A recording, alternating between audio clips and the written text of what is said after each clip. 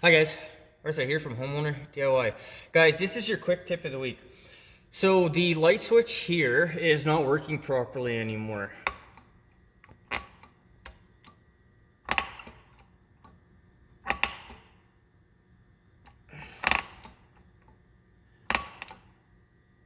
It's actually kind of turning on and off correctly, but you can hear the creaking when it goes, and it's also really stiff.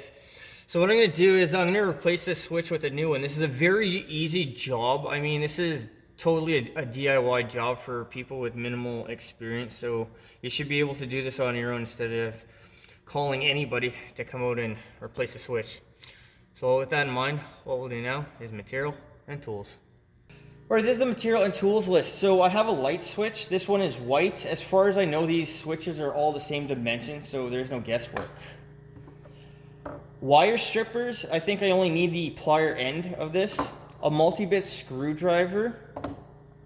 So these two here are optional. I have an electrical tester, a volt stick, and I have safety glasses. Now this is a commercial space, so it was permitted and inspected, so everything passed here, but you can have, if you work on an unpermitted renovation, you may not know if it's permitted or not, so they could have done something completely wrong. That is why I suggest always testing to make sure that your circuit that you're working on is actually off, and it doesn't hurt to wear safety glasses as well. But this is our material and tools list for this job, so let's replace this switch. Alright guys, so we need to shut off power. So this is the lights. So with the lights off, we'll go and check to make sure the power is out in the room we're going to be working in. Alright, so the power is now off. What I'm going to do is I'm going to take out the two screws that is holding the cover plate on. Okay, so guys, with our electrical tester, power is off, but I noticed even with power on, it wouldn't be reading anything like it is right now. We go to the other range, and it's the same thing. So I don't know if this electrical tester works with a metal sheathing. I think this is a BX sheathing is what they call it, at least they do here. But just because you're not getting a reading off of your electrical tester, it may be that this metal here is blocking the actual current for the tester to pick up.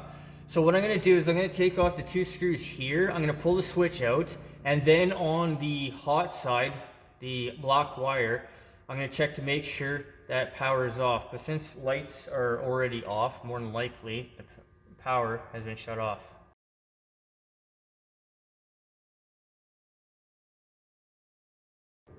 Alright, with the cover removed, there are two screws that are holding the switch onto the box, so we'll do the same thing and remove those.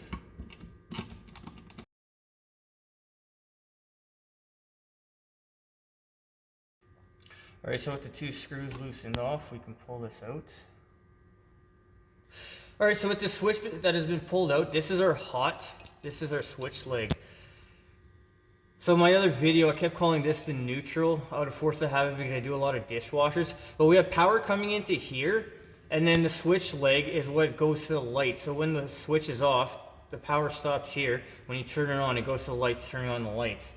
So I'm going to test to make sure that this is off. So I have my electrical tester.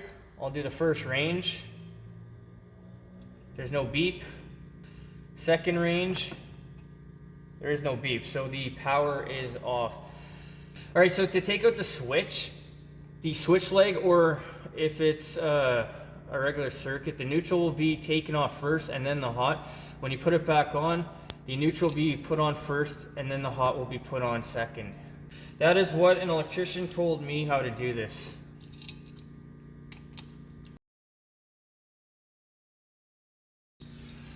So you can hear it, and how it bounces back right away means the switch is worn out. Alright, so we're going to put on our new switch. Now, the wires here, the very end is straight. A lot of times people will loop the wire. If you're going to loop the wire, loop it in a clockwise direction, so when you tighten down the screw, the wire will get tightened onto it. If you do it the other way, or if you just leave it straight like it is now, I don't think it's really going to matter. Some people are finicky about it, but I am not. But for demonstrative purposes, what I'll do is I'll loop the wires before putting it back on.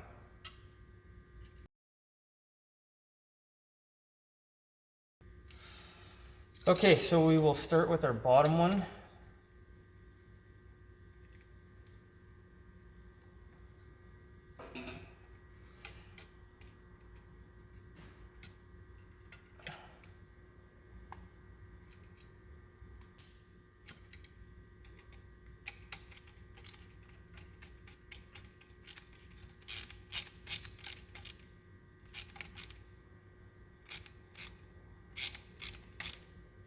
So just tighten it down until you feel resistance. You don't have to go too aggressive about this.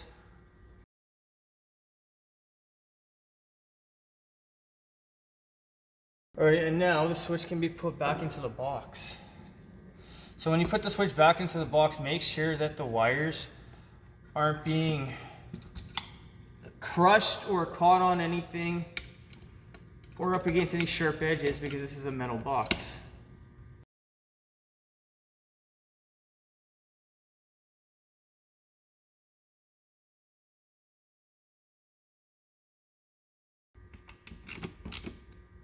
Okay, so with our new switch back on, what I'm going to do is I'm going to go turn on power and make sure that the switch is working before I put the cover here back on.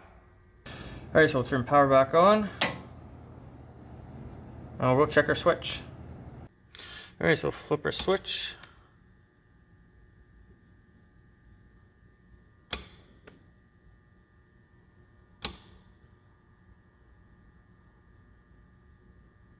Alright, we're back in business, so the last thing to do is just put the cover on. Well, that is all you need to do to replace a light switch. It now works. These switches are mechanical, so replacing them will be inevitable. But the switch itself cost me something like $3 and minimal tools to be able to do yourself. Guys, that is your quick tip of the week.